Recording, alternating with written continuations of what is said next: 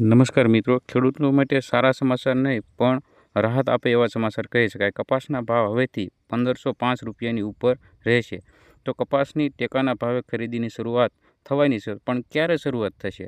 તો એની શરૂઆત છે 1 ઓક્ટોબર 2024થી આની ખરીદી છે એ શરૂ કરી દેવામાં આવશે.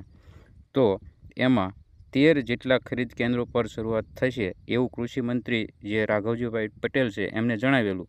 તો નિયમ પ્રમાણે છે એ કપાસમાં ભેજનું પ્રમાણ 8% હોવું જરૂરી છે.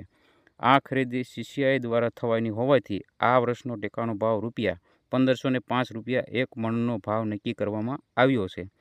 તેથી અન્ય વેપારીઓ પણ હવે ₹1505 ઉપરથી કપાસના ખરીદી છે એ કરશે.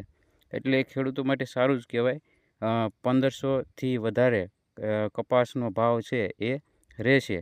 આવા જ અવનવા વિડીયોની અપડેટ મેળવવા માટે અમારી ચેનલ ખેડૂત સહાયક સાથે જોડાયેલા રહો. અમારી ચેનલને લાઇક અને શેર કરવાનું ભૂલતા નહીં અને સબસ્ક્રાઈબ અવશ્ય કરી દેજો.